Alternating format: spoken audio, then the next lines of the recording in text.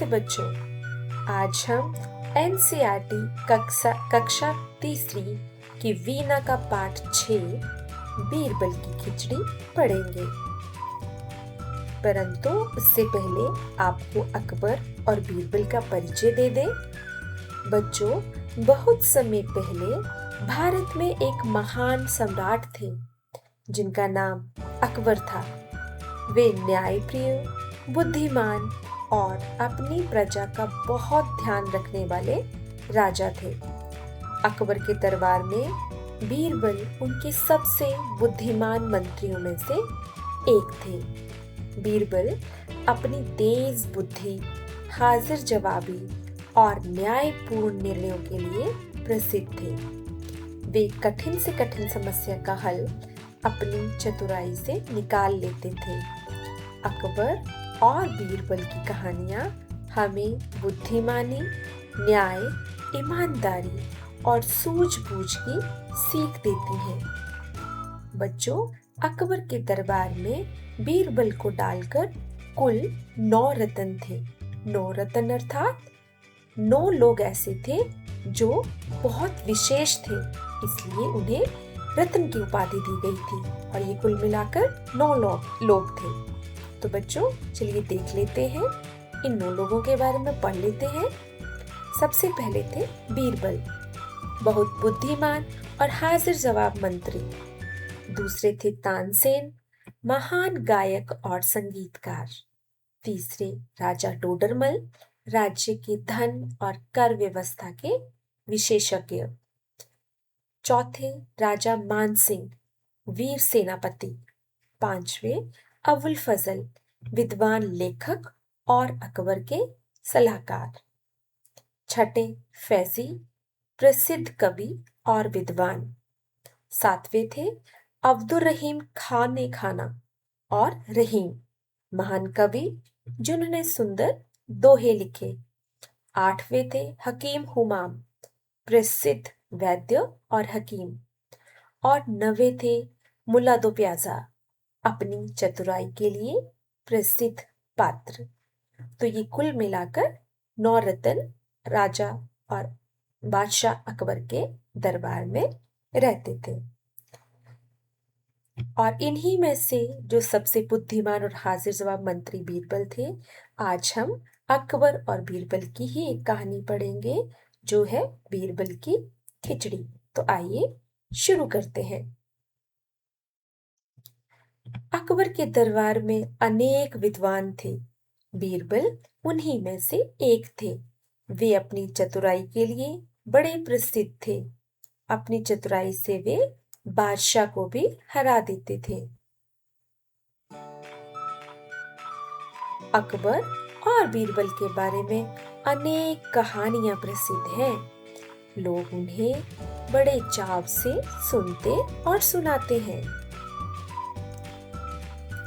एक बार की बात है, अकबर किसी गांव से होकर जा रहे थे। सर्दी के दिन थे। गांव के लोग आग जलाकर उसके चारों ओर बैठे बातें कर रहे थे।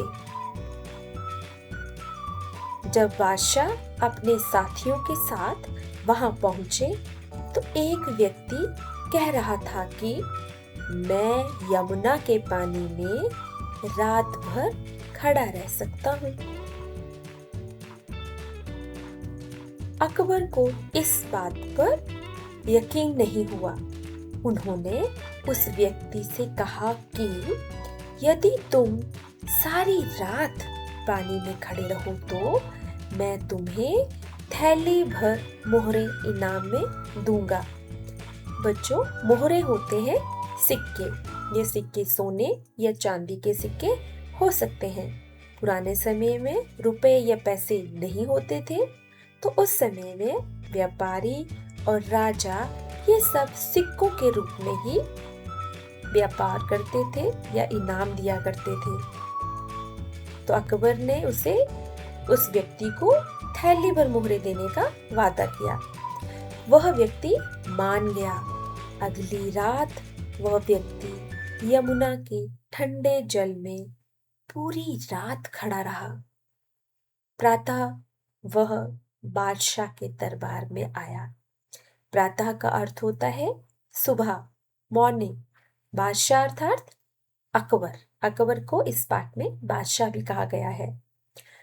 तो जब वो पूरी रात उस ठंडे पानी में खड़ा रहा तो अगली सुबह वो व्यक्ति बादशाह अकबर के दरबार में गया। बादशाह ने आश्चर्य से पूछा। आश्चर्य होता है हैरानी। उन्होंने हैरान होकर पूछा, तुम इतनी सर्दी में सारी रात पानी में कैसे खड़े रहे? उसने नम्रता से उत्तर दिया। नम्रता जब जिसमें कोई घमंड ना हो। महाराज, आपके राजमहल से दीपक का प्रकाश आ रहा था। मैं उसे देखते हुए सारी रात पानी में खड़ा रहा। चित्र में आप देख सकते हैं व्यक्ति पानी में खड़ा है और महल में एक दीपक रखा है जिसका प्रकाश उस व्यक्ति तक पहुंच रहा है। बादशाह ने कहा, तो तुम मेरे दीपक की गर्मी के कारण ही सर्दी से बच सके। तुम्हें कोई इनाम नहीं दिया जाएगा। वह बहुत दुखी हुआ और उदास होकर चला गया।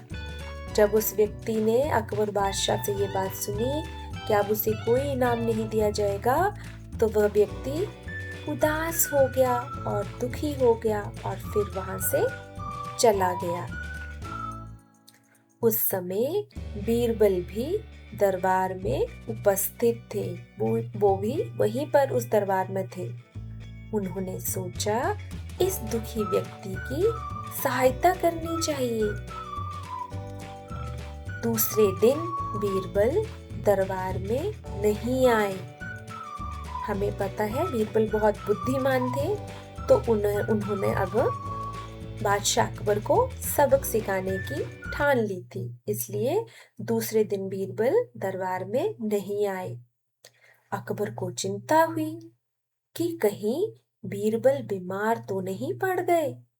उन्होंने बीरबल को बुलावा भेजा। बीरबल ने कहलवाया कि मैं खिचड़ी पका रहा हूं, पक जाने पर दरबार में उपस्थित हो जाऊंगा।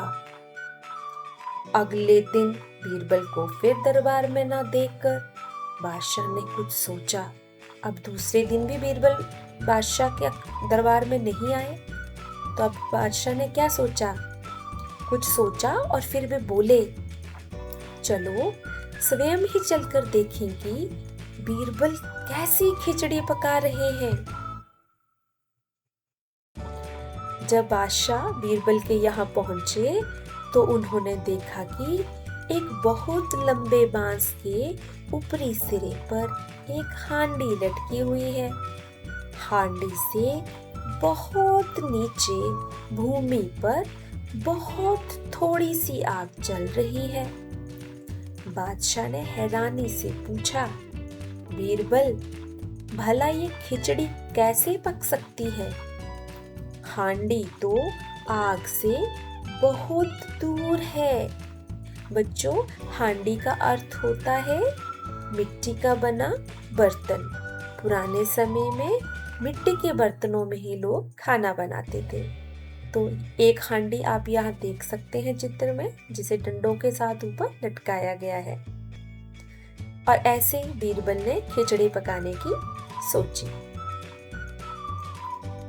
बीरबल ने उत्तर दिया, हुजूर, अगर वह व्यक्ति राजमहल के दीपक की गर्मी के सहारे सारी रात ठंडे पानी में खड़ा रह सकता है, तो इस आग से मेरी खिचड़ी क्यों नहीं पक सकती? अब अकबर को बात समझ में आ गई। उन्होंने दूसरे दिन उस व्यक्ति को दरबार में बुलाया और बड़े सम्मान के साथ, बच्चों सम्मान होता है आदर, रिस्पेक्ट, तो बड़े सम्मान के साथ उसे मोहरों की थैली भेंट कर दी। आप व्यक्ति का चेहरा देख सकते हैं वो कितना प्रसन्न है। तो राजा जो थे अकबर, वो बीरबल की बात समझ गए और बीरबल ने बिना कुछ बोले अपनी बुद्धिमानी से अकबर के सामने अपनी बात रख भी दी और मनवा भी ली। इसलिए बीरबल को बुद्धिमान और हाजिर जवाब कहा जाता है।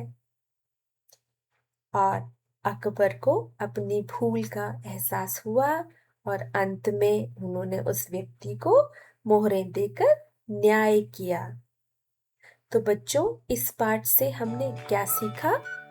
हमने सीखा कि हमें हमेशा न्यायपूर्ण व्यवहार करना चाहिए, अर्थात जो सही है उसे सही कहना चाहिए, जो गलत है उसे गलत कहना चाहिए, लेकिन कभी किसी के साथ गलत नहीं करना चाहिए। हमने सीखा बुद्धि और चतुराई से कठिन समस्याओं का हल निकाला जा सकता है, जैसे कि बीरबल ने अपनी चतुराई और बुद्धि के प्रयोग से अकबर को उनकी गलती का एहसास भी करवाया और अपनी बात भी मनवा ली। तीसरी बात सीखी, बिना पूरी बात जाने गलत निर्णय नहीं लेना चाहिए। हमें पूरी बात सुननी चाहिए और हमें दोनों पक्षों की बात सुननी चाहिए, तब जाके किसी निर्णय पर पहुंचना चाहिए। और हमने सीखा मेहनत और धैर्य का सम्मान करना चाहिए। अगर कोई मेहनत कर रहा है और साथ में धैर्य रख रहा है, मीन्स लंबे समय तक मेहनत कर रहा है, तो हमें उनका सम्मान या आदर करना चाहिए। और इन शॉर्ट अगर एक पंक्ति में संदेश की बात करें तो हमने सीखा बुद्धिमानी और न्याय से ही सही निर्णय लिया जा सकता है।